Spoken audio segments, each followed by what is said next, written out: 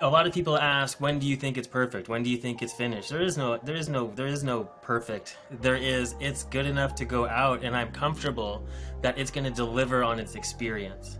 And I think maybe bringing it back to a fundamental difference between art and design does have a point where it's supposed to deliver on a promise.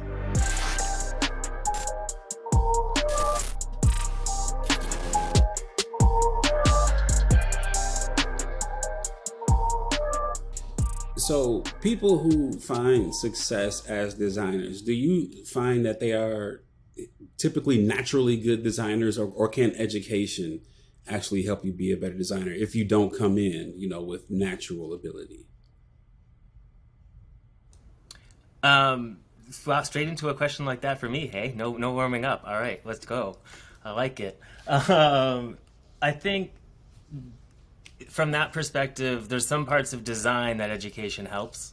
I think, I create a lot of things, but I don't call myself an artist. And I do that, I don't know, because I don't have as much maybe faith in my art creations as I do my engineering creations, and I can't hinge my identity on it. But when it comes to design, the difference between art and design is functionality. It has a purpose. It serves humans somehow in its methodology of its creation.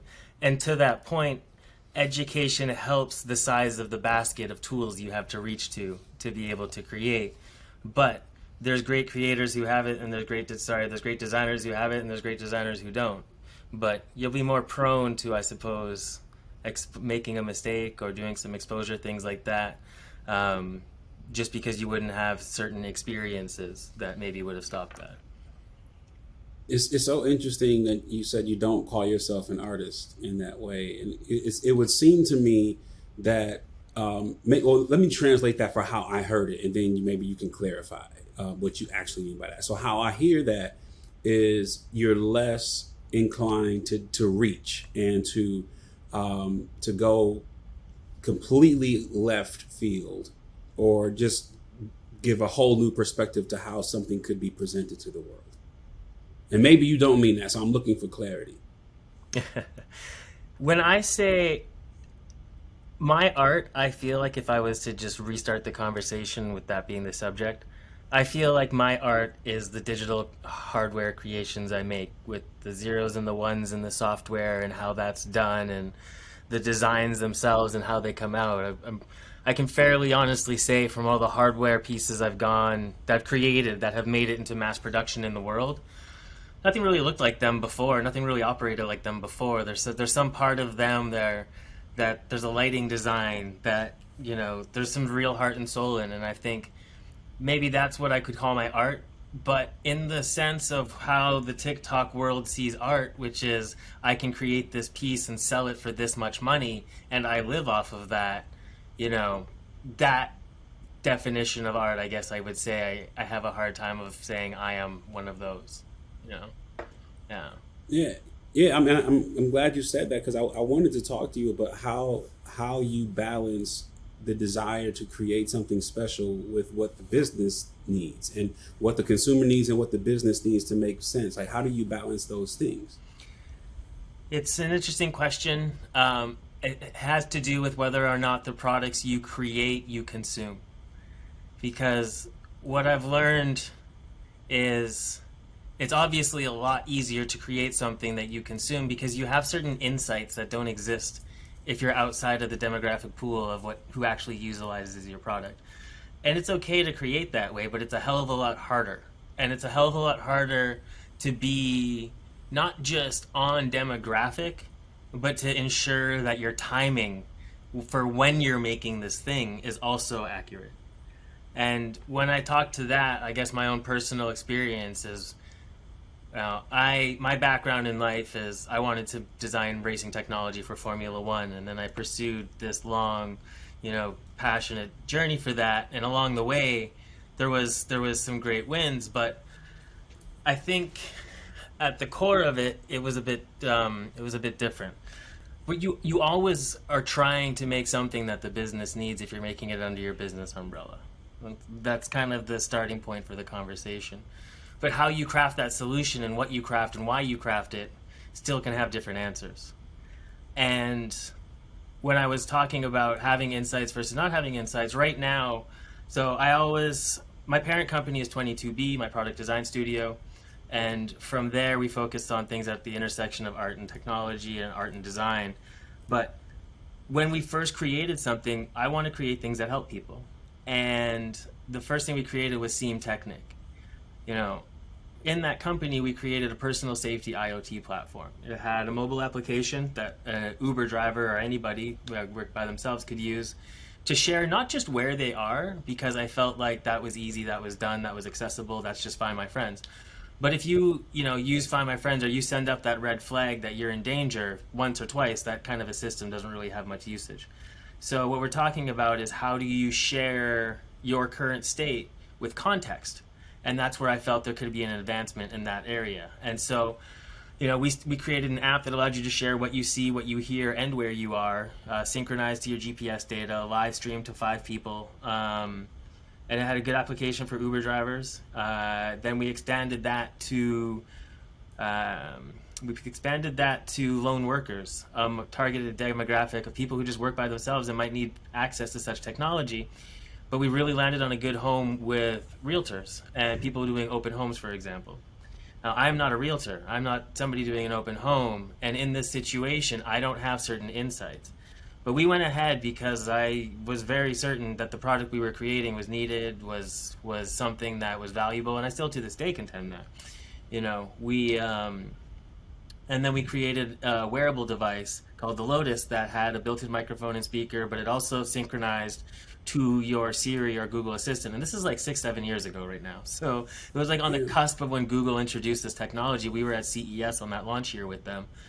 And, you know, I guess the point I'm trying to make is, when I was in that company, we were basically trying to sell, do you feel safe? And, you know, to the point about doing something and selling it and having those insights, I've been consuming cannabis my whole life for medicinal purposes. And on top of that, I've been creating technology my whole life. So when it comes to now having a cannabis technology company where our goal is to become, say, the Dyson of the industry, it's not just to have a vape pen. It's a lot easier to create products that are on target, that push forward the business, versus even if they're on my personal agenda, as I guess the point, to bring it all the way back to the question. Yeah. Yeah. And I'm interested in your take on it. It's one thing to say, you know, you pushed forward because you believe that, you know, it was needed in the marketplace. It's one thing for people to want what you have. It's another thing that they're willing to pay for it. Absolutely. How do you know, balance? How did you know that they would pay for this? Because we had people that paid us, and you know, when we made the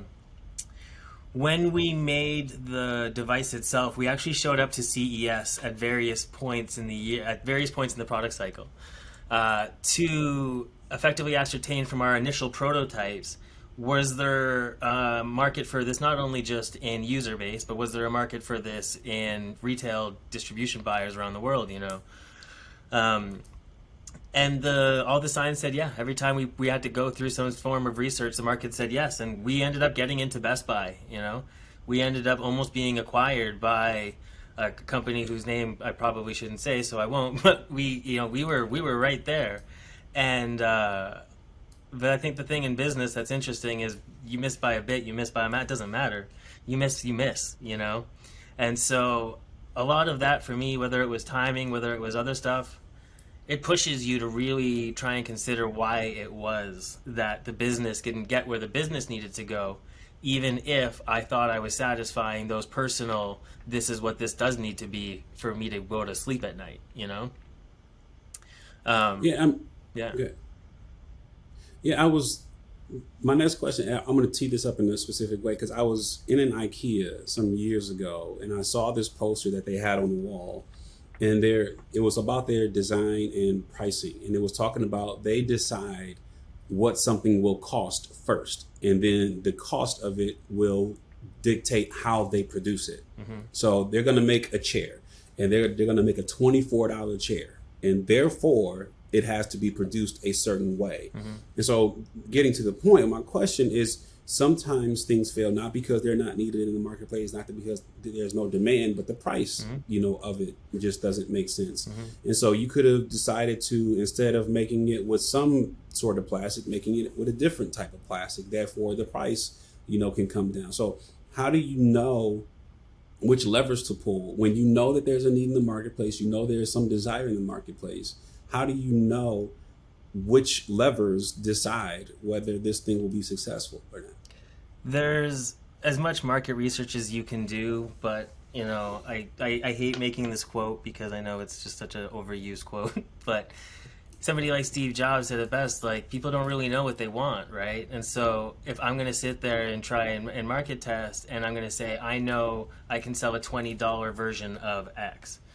Okay, that makes perfect sense. We can go and we can try and create a $20 version of X, and we'll go forward and we'll do that. And that is a way that a lot of companies, sorry, let me just turn that off. That is a way that a lot of companies operate. However, most of those companies didn't make the iPhone. Most of those companies aren't the Chat GPT, and so yeah, there's a whole lot of like Zune boxes that we could sell for $20 or whatever it might be, or but there's something to be said about combining as much as you can know with something that has insights in something, and then just intuitively understanding this is a cliff that's worth at least looking over, And at the end of the day, it's almost like when it comes to creating products, creating companies, or anything of that nature, when a lot of people ask, when do you think it's perfect? When do you think it's finished? There is no perfect. It's good enough to go out, and I'm comfortable that it's going to deliver on its experience. And I think maybe bringing it back to a fundamental difference between art and design does have a point where it's supposed to deliver on a promise. And at that point in time, I can be more laxed about the visual cues of something or the aesthetic component of something, which is only one part of that thing, Yeah. I was just watching you answer that, and you made me think about how just having the design is probably not enough. You got to be able to communicate the whys and the hows and the reasoning behind. Have you experienced perhaps, a counterpart or even a classmate, somebody who had remarkable things but couldn't communicate it, therefore couldn't find success, and or just aware of the concept, and what happens there that could allow those people to find better success, being able to communicate versus just having great notes and great designs on a sketch pad? Yeah, I think there's like two levels to that question.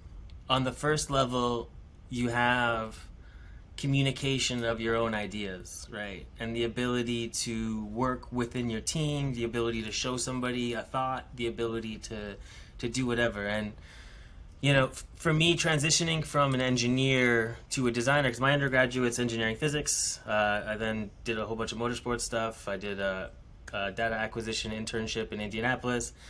But when I was in Italy and I was shifting over to becoming a designer, and I was just trying to be humble and say, I don't know about, like, I was just really trying to see the difference. And I think somebody who can't communicate their simple ideas to their team, that's one problem. That's something you can learn. And my mentor in Italy, Alberto Fraser, he said, I'll teach you three things. One, how to draw, because you can't draw, and he used a lot more expletive language than that. Two, how to think like a designer and not an engineer, because they're fundamentally different. And three, quality of life, and that's another conversation. But on the subject of drawing, there is a book called Learning to Draw with the Right Side of the Brain. And it's a fantastic fundamental book that if you go through their exercises, it is undeniable that you will be able to draw at the end of it. I absolutely guarantee it. And so it basically rewires your brain from seeing the world with the left side, where you're analyzing shapes, systems, and patterns. When you were a kid, if somebody asked you to draw an eye, you weren't going to do the half circle with the other half circle. But now as an adult, almost every single adult will draw an eye as that, because they've been trained on that as the symbol for that. But if you were a Mhm. child and you said draw that eye, they would actually just try to draw the contours as they saw it. And that's the fundamental difference, is just learning to draw it as you see it versus how you think about it. And once you kind of free yourself Wow. from that shackle, communication abilities, at least quick sketch ones, become more proficient. So on that first level, I'd say that's the answer to that question of if somebody was lacking communication ability, it would definitely affect their ability to communicate, because the beauty is in the details. And one time I was working on a hanger design for Valentino with my mentor. It was his client, not mine. And he sat there and we printed out what we did from the digital files, but then he just sit there with a pencil and went over it like 40, 50, 60 times until he was like, nah, that's the curve. And so there's a Yeah. small part of just knowing the fundamental tools that helps you really master those digital ones, even if you are the more advanced students who thinks you're great at communication. And then I would say the second level to that answer is me. I am terrible at communicating in certain regards. I am horrible at posting on Mm. social media. And when And you don't show the world what you're creating in the only mediums that the world accepts these days, nobody knows who you are or what you create. And so, you know, I am the poster child for I never really wanted to be famous. I just wanted to make things that help people. But in today's mhm. world, when the things you create, other people now depend on, and their livelihoods start to depend on, you kind of have to let go of the original reasonings and learn some new communication tools, because I guess that would be what you're hampering. What inspired you to use your talents in the cannabis industry? I We were coming out of SEAM Technic, which is that personal safety IoT platform. Um, had $100,000 left. I had just burned quite a significant chunk of change trying to make it work, because we kept getting really positive indicators that were just like, okay, we should figure this one out a bit longer. And to that point, I'm still happy everything went the way it is. I still have to recover the damage that created, but you just learn so much from it. And I think, what do I think? What do I think? Okay, ask me the question again, and then I'll give you Yeah, 2 seconds yeah, to think on yeah. it. I'm interested in what inspired you to use the talents and gifts Mm. you've been able to develop in the cannabis industry versus all the other things you could have selected. So my dream in life was Formula One racing tech. I ended up getting flown to England to defend a technology design against the other 10 best selected in the world in a Formula One competition that Renault put on. And I spent a year in Indianapolis very graciously with Team Walker Racing and got to see the track life. And when that was my initial dream, it just seemed so unattainable. But then when I was 26 and I was in their F1 facility, I was like, I can hang with the best in the world in this. But then when I had to go back to Italy, and my mentor was like, quality of life, bringing that into the conversation now. How do you want to live your life? He's like, I want to be able to see my daughter. So I gave up being the head designer at Ray-Ban. And I was like, I want to be able to eat Chinese food. I want to live in a real city. I want culture. I can't live in the middle of nowhere for the rest of my life just because I want to pursue Formula One. And so when it came to what I could use my skills for, I just really realized I loved designing tech. I loved um, just the final applications for it. And when it came down to starting it now, Seam had about $100,000 left in the bank account, and it was, well, now's the time, because here in Canada, it's fully legal federally. It's something that I have the insights on. Growing up, I started consuming cannabis very young, and to a point where, of course, at certain times, everybody abuses something when they're a child, but it was very medicinal. Like, I sat almost every day through calculus. I finished calculus and bilingual diploma. So I finished calculus and French. For anybody who says, cannabis Wow. destroys a child's mind, well, it was helping me sit through mine. I got through that, and then I went to university. So I know firsthand what it's like and what it means to certain people, I suppose. And I also know that when it comes to something like alcohol, people have decanters in their homes, these very beautiful crystal vases, what you want to say, call it. And the world will walk into somebody's home and be like, here's a nice bottle of wine.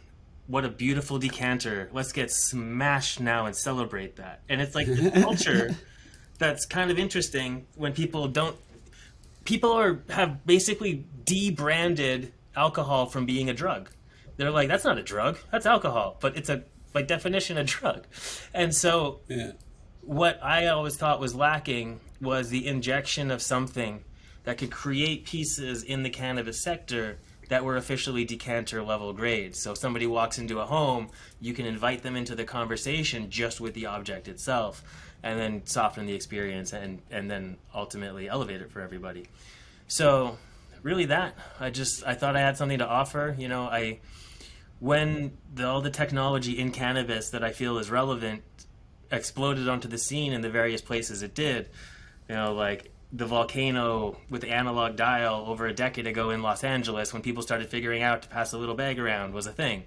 There's a certain moment in time when concentrates came out that a company called G-Pen captured all of everybody's attention and were producing a device called the Micro G, and that was a moment in time. But what's different about us and everybody else is, I guess, the word purpose.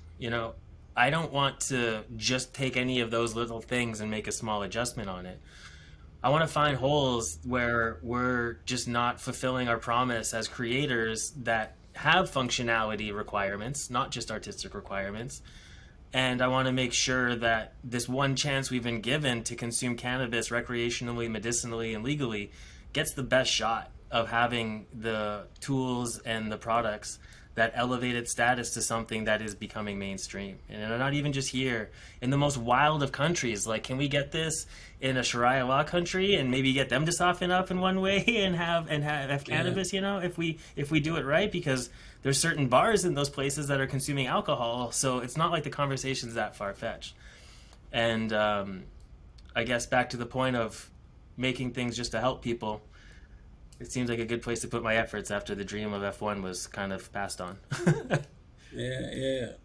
I was reading your website, and there was a line in there that says you're interested in consulting and collaborating on projects that have a positive impact on the world. Yeah. And I think it's obvious to all of us, how medicinal cannabis, achieves that. And I'm interested in your take on how recreational cannabis achieves that. Well, there's a lot of safety and regulation ultimately. When it comes to cannabis products, there's people who make bad cannabis will give you cannabis covered in mold, will give you cannabis covered in XYZ that is actually harmful for an individual. When it comes to a recreational user, so I don't necessarily need a medicinal certificate to say I want to take Tylenol, right? Or if I just want to kind of have like a sleep ease, right? And so there's a certain functionality that we can empower a recreational user with without needing it to be medicinal like we have done with everything else.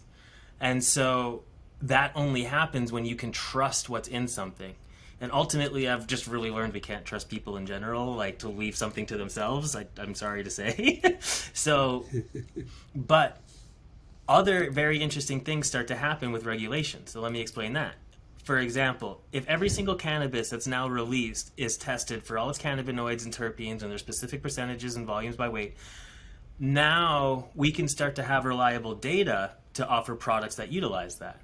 Machine learning structures on that data sets. How is this affecting that? How is that doing that? And the level of infrastructure from the creator side starts to go up and starts to become more advanced and starts to become more evolved with a purpose. I always said, for example, blockchain is great, cryptocurrencies are great.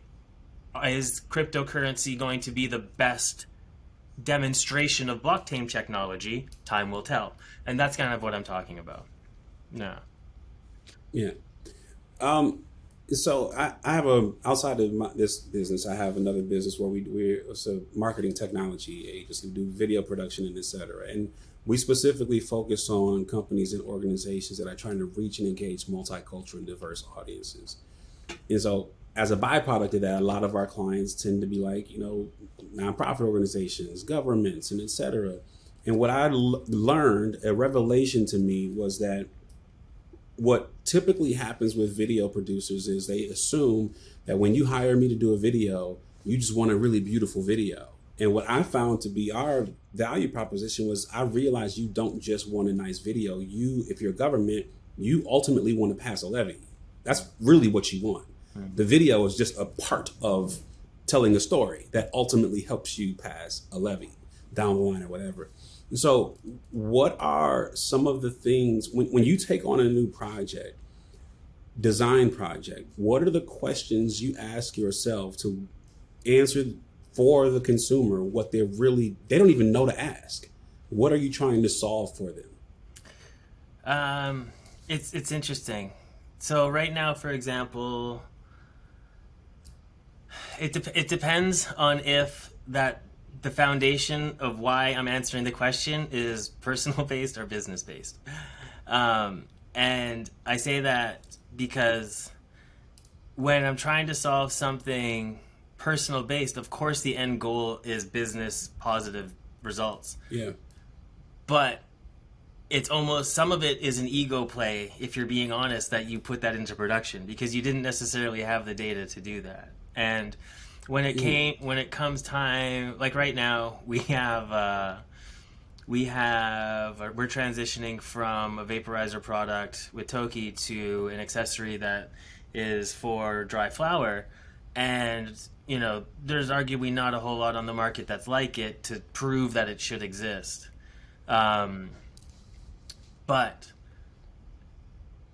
I know how much happiness will come from people when they go through this experience that we're trying to offer. And there's just a certain level of happiness that when you get a wave that hits you of it after you touch something, that intuitively, I don't need data anymore. I've been around certainly long enough to know. So I guess the challenge to me and my team, or my team and I, is always, when we talk about a product, we always say, okay, what's the user journey? How am I going to touch it? How am I going to hold it? How is it going to feel when I go about it? And every single step, have I introduced friction, which is going to piss somebody off? Or have I just made their lives easier? And if you make somebody's lives enough easier, you're doing great. And if at some point you inject a piece of cleverness where people can figure, like almost find it, then you're taking somebody from doing great, having a great experience, to, oh damn, I'm gonna remember this forever because that was just so cute. Yeah. You know? And it's like, how much of that can you find while still fulfilling your promise of, I'm not gonna just put crap in here for the sake of putting crap in here, and it still works the way it's supposed to, you know?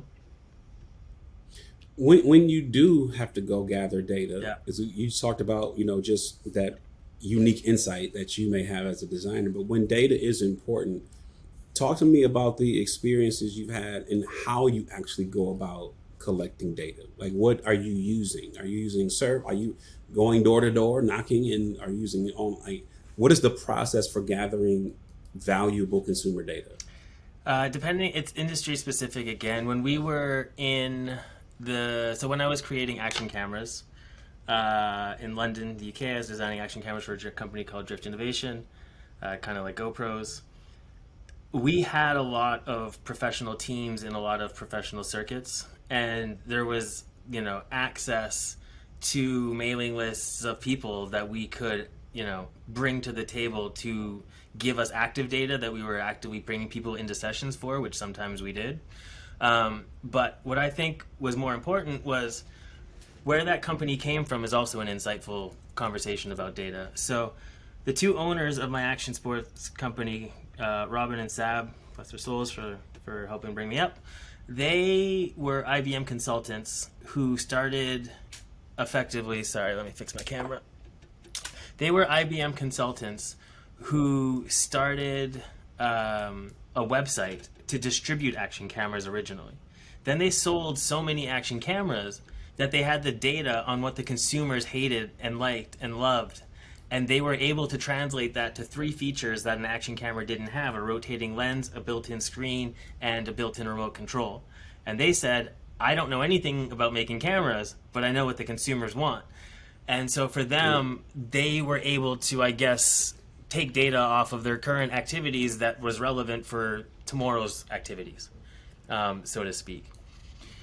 When it comes to us now and operating data, my business partner, Roy Obilak, he's fantastic. He's from Unilever. He's a head of technology over there in Canada, and he really drives a lot of data conversations for us. And he was developing dashboards for them a long time ago, where I used to live in London, England, and he used to live in London, England. And I remember a meeting one day, and he was like, "You have to come see this dashboard." But to that point, there's the data that you create internally in your own company that you should be setting yourself up to capture before you're trying to invest in outside external capture of data. Because if you're already able to generate revenue, well, your own data is going to help you become more efficient at all facets of that. And so, when it comes to should I make a product for a consumer, I'll usually go out on a limb and test after, if I'm absolutely honest with you. Yeah. But the testing we do before is, now that we're in the industry, for example, we can create something and we can make a digital version of it, and I can go bring it to key opinion leaders and have their opinion on it. And I think, it's tough to trust people these days, absolutely, with the way the world is.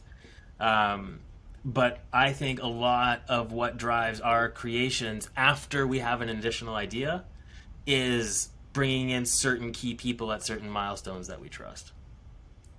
Yeah. What informed your sense of design? So in your background, like, what if I go to Bill and I see you? And Bill grew up in the countryside. Maybe he went to parochial, some Christian school. Like he was going to have some sort of design sense that was informed by his upbringing. Mm-hmm. Tell me about yours. It's probably by my parents' taste, because they got some good taste, to be honest. And they were just, when I was growing up, my father he's a genius. He got one of 2 scholarships to all of Guyana to leave the country, and that allowed him to get a mining engineering degree at Queen's University in Canada.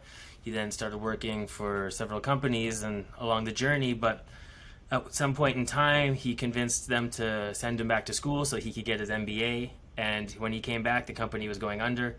He bought it for $8, plus assuming all of the responsibility for their debt, of course. And long story short, he figured out a new way to mine a coal deposit that they couldn't have access to before. And then he took that to Asia. And this is to answer your question. My father, while I was growing up, was frequently coming to and from Asia with, Japanese little toys, karaoke laser discs, all the latest stuff, where it was just piquing my curiosity of technology, but at the same time, just seeing how things are done efficiently. And so I think that, combined with watching him just from a fly on the wall as he progressed his career while I was a child, from an entrepreneur perspective, it made me always want to create things that were for the future, that, were business savvy, I guess, if that makes sense. That, and the fact that I want to die a kid, if I'm honest. I've been watching anime since I was a kid, and I just want to, I always want to be able to dream in different worlds and see different things and expand like that. And I think just riding that train as far as it'll go, and it took me into import cars, which took me into Formula One cars, which took me into wherever we went. The story I tell, if somebody asked me about how I figured out Santa Claus wasn't real, was one of those toys that my dad brought me back was a voice recorder that had like a voice activated function. And so I taped it to the Christmas tree, and I heard my parents that night, and then the next morning I yelled at them for lying to me my whole life that Santa Claus wasn't real. But it's just kind of that kind of stuff, I guess. And then it's a brat. Yeah. See, this is a brat, right? Yeah. But then, like, my dad, he loved Bang & Olufsen, and he's an audiophile. Yeah. So he had, growing up, he, like, every time he had the speaker, he was just like, look at the curves, and just, it was always just so much more than the product. It was always about how it made you feel when you were just with it. That I think is a bit of a differentiator maybe than about how I see things. how would you say a designer knows they're good? Because I imagine there's an argument to be made for some sort of external validation, right? And could it be pure conviction though? How do Um, you know if you're good? it's a good question. So when I transitioned from engineering into design, I knew I had no design ability, and I knew things like drawing and communication were difficult for me, which put me at a severe disadvantage versus other designers. Then I went to try and get a job in London, probably the one of the hardest like places to find a job, and I got humble pie kicked in my face every day for 6 months. I went to every single design studio and gave them my initial little portfolio that I had when I came out of school, thinking I was top dollar. And just, after you burn all 30, 40 of them, it's like, Yeah, yeah, but each time it happens, though, I realized I was trying to tell people I love designing technology. And I think the important lesson here is the designs I was showing, a lot of them were things I created that were created because I had to. A school project, for example, I have to make that. But when it comes to showing the things you made for the love of it, that's when you know you're a good designer, in my opinion. Because I will hire somebody who can come to me in a job interview and be like, here's these 4 things I made because I love them and I did all these things. And it's true. If you go through the process of creating something, you know the small little things about it, and the nuances and those sort of parts. But you need to have the rigor to see it all the way through. Because until you're finished something, it always looks like crap from the moment you start, like until it's at that part. But it's not about trying to make it not look like crap. It's about continuing to ask the right questions that carve out from that ice block simplicity and leave you with that thing that was always there to begin with. And trying to do that for the reasons of, oh, school taught me this is how I render, so I render this way, versus, oh, I actually Googled how to do bump mapping because I saw somebody else and now my shit's way better. Like, it's just, that's really it. Once you have, that's the part I can't teach anybody. You can't teach anybody to give a shit. But, excuse me. But once they do, yeah. they, you're a good designer because you care. I guess that's the point. It's a really, really good answer there. And talking about cannabis again, I mean, it's such a new industry, a legal industry, I should say. It's not a new industry, but it's a new legal industry. And there's so much still left to be formed with the industry. It's not federally legal in the United States. But what role do you see product designers might play in shaping the future of the cannabis industry? I think it could be everything. Because the interesting thing about the word product design in 2023 is that it no longer means what it meant 6 years ago. It doesn't mean what it meant 3 years ago. If somebody walking out of school calling themselves a product designer could be a Web3 stack developer these days. And they're like, I make products. And that's what the world accepts. To that point, the POS terminals that the cannabis sector uses are all designed, technically speaking. And up here in Canada,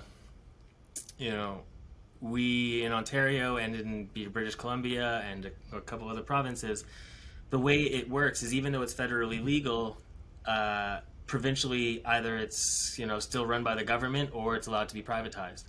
And in those sectors where it's still run by the government, there were some hiccups this year where they had to shut down orders to the entire province because their systems basically went down or got hacked or X, Y, and Z. So to the point of how do products help push it forward? Well, one is just make sure we don't make mistakes like that when making those infrastructure products. But when it comes to the visual, tangible things I hold in my hand products, they have to be things that, don't instantly give aversion to the masses. And, like, if somebody were just to walk in the next day and just like slap a sex toy on the table, everybody in the room would be like, "Gah!" And if somebody was to come and walk in and like slap a bong on the table, depending on the environment, most people would still be like, yeah, you know?